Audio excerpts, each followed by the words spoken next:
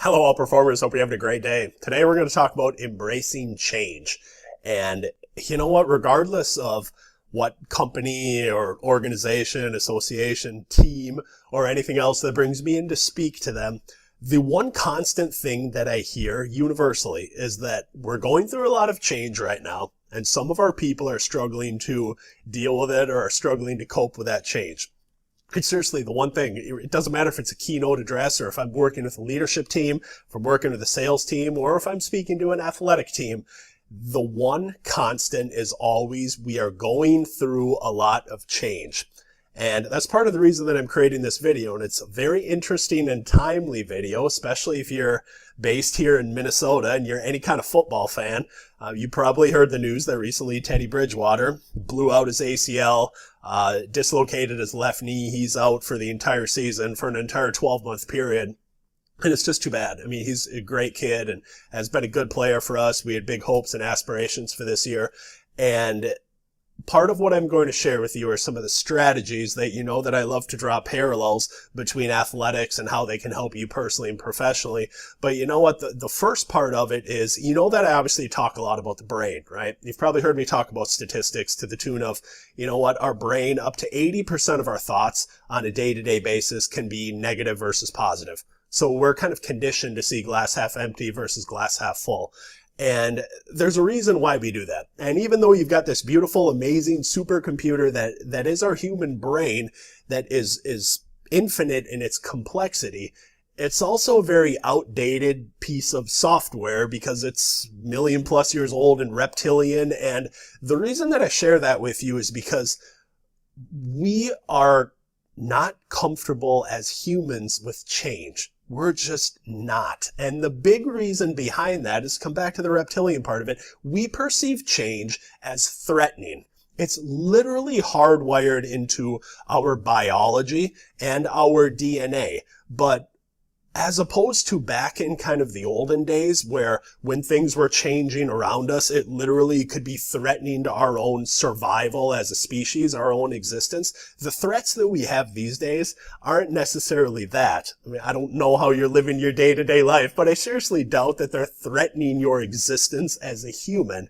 And really the first part of embracing change and being able to navigate it is to just simply look at your perception or your perspective of change. And to just know that, and this applies to really almost all of us, is that when something is changing, we automatically think worse. Let's take the Minnesota Vikings. Teddy Bridgewater goes down, our starting quarterback. Change meaning worse. Oh my God, now that he's done, we have no chance to win the Super Bowl. Our whole season is in the tank. There's no way we're going to be as good. Of course, we're going to be worse.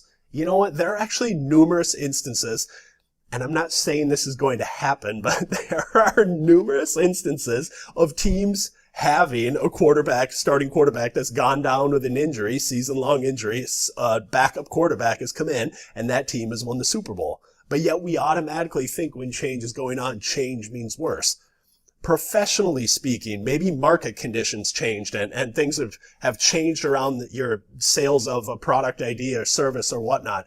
Okay, well, just because that's changed doesn't necessarily mean that there aren't other opportunities, and I'll get to that in a second, that exist for you to be able to do as well, if not better, than you've currently been doing.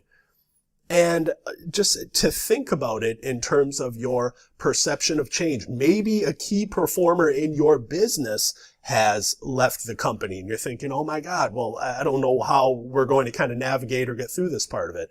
Well, again, change does not necessarily mean worse. And then that goes to the second point where you have to look at, with any gray cloud, there's always some type of silver lining. There's always some opportunity that exists once you can just get past the part of like, oh my God, this change is threatening, or this change means worse. You then pivot and you think about, and you make people who are struggling to deal with or struggling to cope with that change understand the greater opportunities that exist from this non-threatening level of change. So for the Minnesota Vikings, okay, well, our starting quarterback is done. I don't know who we're going to bring in for a backup quarterback. Maybe he throws a better deep ball than Teddy Bridgewater. Maybe we can rely more on the run game. Maybe we can do different things schematically and in terms of formations on offense that will be different or even better than we were going to do them before. You don't really know, but there are always underlying opportunities that exist in any area when something has changed. It's just a matter of whether you're willing to look for it. So to talk about the market conditions, it could very easily be that different opportunities exist that way for you to pivot or for you to leverage your product idea or service differently. If a key performer has left on your team or in your business, you know what? Is this a great time for other people to maybe step up to take on different roles and responsibilities and obligations to be able to move the business forward? Are there other ways that you can kind of configure the organizational structure to still get what you want, the kind of quote unquote Super Bowl at the end of the day, and to be able to achieve your goals and objectives? It's how you have to think, and it's how all outperformers think about that change is they look at it, and one, even if they perceive it initially as like, not very comfortable with this, they're aware of that and they kind of snap it back and they think about, you know what, I'm gonna be all right. And then they pivot it over to how do I still get what I want and what are the underlying opportunities that exist underneath this change that's going on right now. So those are two very simple things. And then just the last thing that I want to share with you is I was watching Mike Zimmers. He's the coach of the Minnesota Vikings. I was watching his news conference after he saw the Teddy Bridgewater injury, and he was just talking about things, and that talk a lot about perspective, obviously. And I'm always interested in how leaders and how great coaches are going to communicate things like that, because all the players were really down, all the media was down and everything. And he just said, you know what? He said, 7 years ago, I lost my wife. I'm not exactly sure how she passed away, but he said 7 years ago, I lost my wife. And he just said, I didn't know how I would get through it. I didn't know how I would get through that change in my life. But he said the sun came up tomorrow or came up the next day, and I'm still here and I found a way to get through it. And I think sometimes, regardless of the amount of change that you have going on personally or professionally, to anchor yourself and to be able to ground yourself back in kind of a perspective of like, what do you still have? Or to kind of look at, you know what, maybe things are not quite so bad after all. Like, we'll get through it. We'll be okay, Vikings fans, or we'll be okay in our business or whatever it is that you're going through. To think of it kind of in that perspective, I just think is really powerful as far as your ability to embrace change and your ability to just navigate it and positively respond to it. Because like anything else, it's a trainable skill. For you people that have told yourselves like, you know what, I'm not comfortable with change. Like, I just kind of like things set, and I like that security of just kind of being right here. Again, like, the one constant in life is change. Like, change is not going away in any area anytime soon.